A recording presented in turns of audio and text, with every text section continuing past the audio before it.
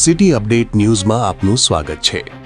સુરતના વરાછા વિસ્તારમાં આગનો ગંભીર બનાવ સામે આવ્યો છે। ભરતનગર ખાતે આવેલ ખાતા નંબર 46 અને 47માં અચાનક આગ ભભૂકી ઉઠી હતી।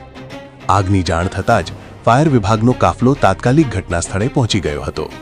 4 ફાયર બ્રિગેડની ગાડીઓ દ્વારા આગ પર કાબૂ મેળવવાનો પ્રયાસ શરૂ કરવામાં આવ્યો। આ દરમિયાન એલપીજી સિલિન્ડરનો જોરદાર બ્લાસ્ટ થયો હતો, જેના કારણે પરિસ્થિતિ વધુ ગંભીર બની હતી। ફાયર ટીમે હાઇડ્રોલિક પ્લેટફોર્મની મદદથી ત્રીજા માળે આવેલ બંધ શેડ તોડી અંદર ફસાયેલા કામદારોને બહાર કાઢ્યા હતા। આ ઘટનામાં કુલ 11 લોકોને સુરક્ષિત રીતે રેસ્ક્યુ કરવામાં આવ્યા હતા, પરંતુ દુર્ભાગ્યે 2 લોકોના મોત નીપજ્યા છે, જ્યારે 9 લોકો ઇજાગ્રસ્ત થયા છે। ફાયર ટીમને સ્થળ પરથી કુલ 8 એલપીજી સિલિન્ડર પણ મળ્યા હતા। તમામ ઇજાગ્રસ્તોને સારવાર માટે હોસ્પિટલ ખસેડવામાં આવ્યા છે। પ્રાથમિક અનુમાન મુજબ આ આગ શોર્ટ સર્કિટના કારણે લાગી હોવાનું માનવામાં આવી રહ્યું છે। City update news Sufiyan Mulla, જોડાયેલા રહો, કારણ કે હવે શહેર નહીં સમગ્ર દેશ કહેશે। આ છે સિટી અપડેટ ન્યૂઝ।